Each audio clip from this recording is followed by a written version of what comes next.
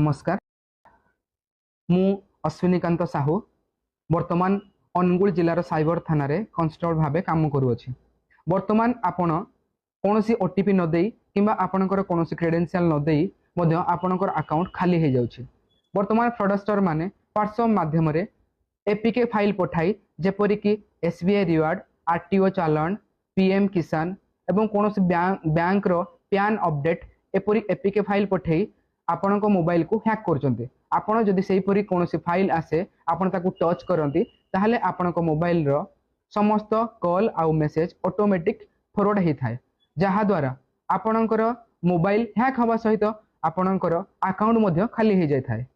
जदि एही परि कोनोसी फाइल आपणक पाखकू आसे ताहले आपण सेथिरे टच करंतु नाही। जदि भूल बसत से फाइल टी डाउनलोड हे जायछि ताहा आपणक मोबाइल रे हाइड होई कि थाए एवं हाइड होई सेही आपणको समस्त मेसेज आउ कॉल ऑटोमेटिक फॉरवर्ड हे थाए।